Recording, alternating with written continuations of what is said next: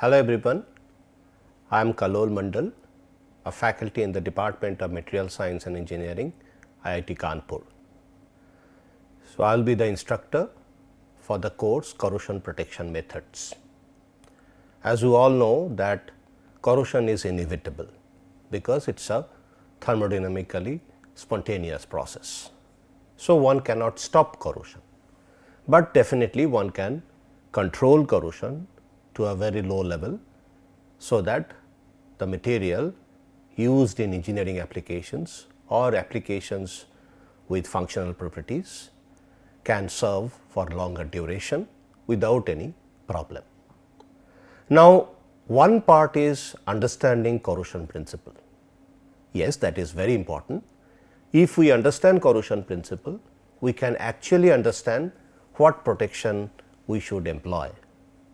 And it also depends on application best as well as environment to which the material is exposed to. So, in the next 40 lectures, all will be half an hour lecture, we will be covering some of the important aspects of corrosion protection. There are several segments of corrosion protection. Either it centers around materials aspect, that means changing the materials like composition, microstructure or shape of the material or the structure. This is one part. Then another part would be the environment to which the material is exposed to.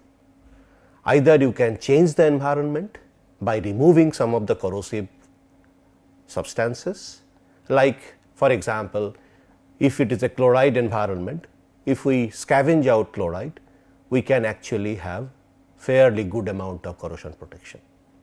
Similarly, let us say moisture is involved, if we can take away moisture, definitely it will also lead to impart a good amount of corrosion protection.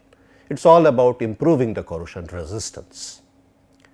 Similarly, if we talk about environment part, we can introduce some foreign substance like inhibitors, or we can introduce oxygen, we can introduce chromate.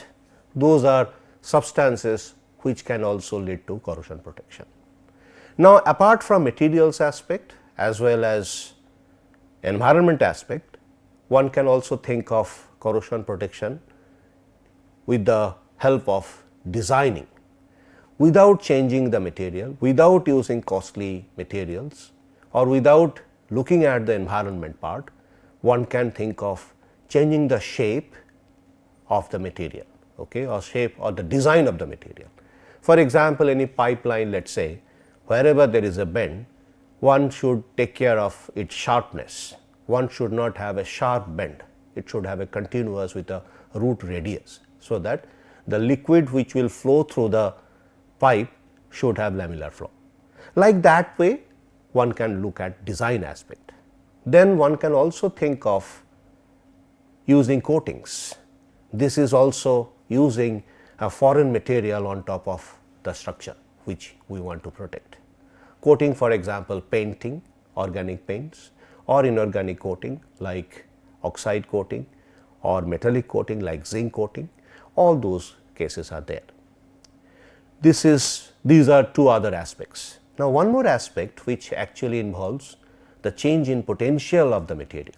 Since we know corrosion is nothing but electrochemical reactions between metal and the environment. So, if we look at the potential of the electrode, which is nothing but the material which you want to protect, so that electrode potential can either be taken to negative potential or positive potential. Depending on that, we can have cathodic protection or anodic protection. Like that way, we have several ways to protect a material. So, hence in our course, we will look at different aspects of corrosion protection, how to introduce it, how to control it, all those aspects will be covered up. So, we will come to the course and we will enjoy the course as it goes along. Thank you.